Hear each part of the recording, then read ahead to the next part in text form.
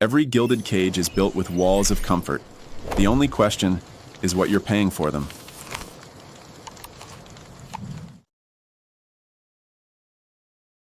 Okay, let's dive right in. We're going to peel back the layers on this digital world we all live in. And fair warning, what we're about to find might feel a little uncomfortable. You know that feeling, right? That super weird moment when an ad pops up for something you just talked about? Or when your feed just somehow knows exactly what'll make you stop scrolling. Look, this isn't some coincidence, and it's definitely not a glitch in the matrix. It's a system, a machine, meticulously designed to do one single thing, and that's to capture you. Yeah, we all call it the algorithm, but let's get real about what it actually does. Think of it as a dealer of digital dopamine, specifically engineered to grab your attention and then auction it off to the highest bidder. It's basically an engine designed to keep you craving more, because at its core, it's an architecture for addiction. And this is so important to get.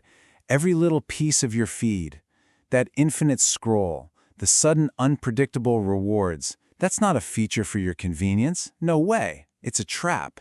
It's all engineered by design. So you feel like you're choosing, when in reality, you're just being herded. So this is the engine, and it's running on you 24/7. Here's how it works. Step 1, you're just endlessly scrolling and scanning. Then, bam, a variable reward hits. Could be a funny video, a shocking comment, anything that grabs you.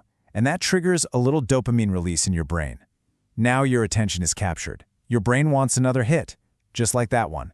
And this is where the cycle really locks in, because that captured attention, that single moment of your time, is instantly put up on the auction block and sold.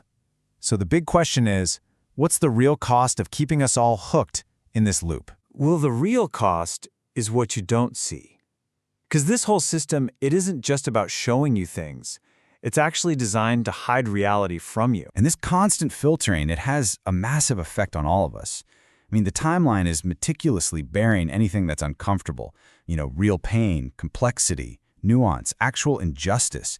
It all just becomes background noise that's super easy to scroll right past. And what does it amplify instead? A totally curated reality.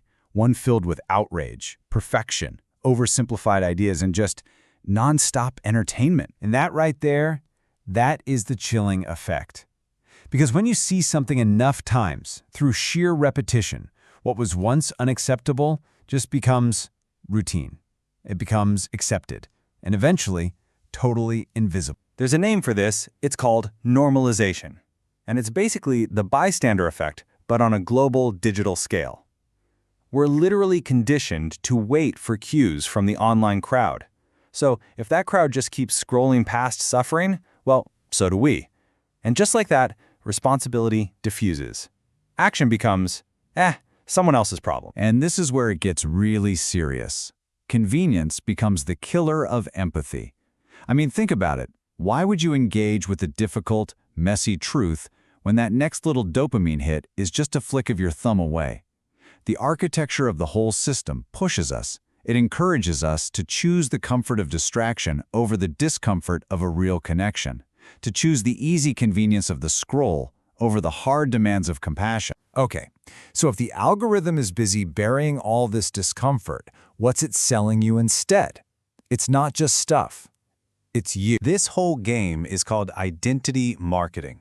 And the strategy here is wild. It's not just to sell you a product. It's to sell you back a perfectly curated, neatly packaged, and supposedly more authentic version of yourself.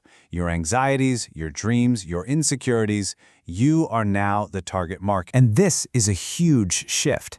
The entire model has completely flipped. It used to be that brands needed to be credible. They needed your trust.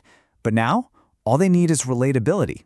They don't actually have to be trustworthy. They just have to feel like a friend you get. It's all a performance of intimacy. And here's where it gets really dangerous.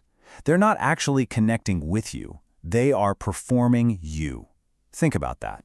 They mirror your pain, they echo your values, they play on your fears, and they're not doing it to empathize. They're doing it to disarm your rational defenses. It's a whole playbook of emotional manipulation. First, they mirror you, reflecting your pain to build this kind of counterfeit trust. Then they might hit you with some weaponized guilt, framing a purchase like it's a moral duty. After that, they'll engineer FOMO and urgency to make you panic so you can't think straight. Oh, and a classic one, flattery. They'll praise how smart you are right before they tell you what to believe. And maybe the most cynical of all, they'll use trauma as a kind of currency, performing vulnerability to shut down any criticism. Every single one of these tactics is like a branded bandage, all designed to make you a paying customer of your own identity. So where does all this lead? What's the point of it all? Well, it brings us to the single core principle that makes this entire massive system actually work. And here it is. This is the master key to everything. Comfort is the currency of control. Think about that. Your deep, very human desire to feel comfortable, to feel understood, to feel validated, that is the lever they pull to guide your behavior, to keep you compliant, to keep you consuming. And what this looks like in the real world is turning huge systemic failures into your own personal problem. The message becomes, hey, you're not unhappy because you're overworked and society is isolating you. No, you're unhappy because you're just not journaling enough. Or your anxiety isn't from deep-seated insecurity, it's just that you haven't bought the right self-care product yet. But the real truth, it's a lot uglier and, in a way, more liberating. You're not unhappy because you're broken. The system is. And see, by convincing you that all your suffering is your own fault, just a personal failing, they never have to actually fix the broken systems that are causing it. Your self-blame becomes their shield, and your unhappiness, that becomes their marketplace. And the way they maintain this control is through the illusion of choice. They offer you options, the blue pill or the red pill. But here's the trick. Both of them lead to the exact same place, your compliance. You're made to feel empowered, like you're the one in charge, making your own decisions. But in reality, you're just being skillfully steered. You're just choosing the color of your own cage. And then you'll defend that choice with everything you've got, because you truly believe you made it freely. So, this all leaves us with a pretty fundamental question.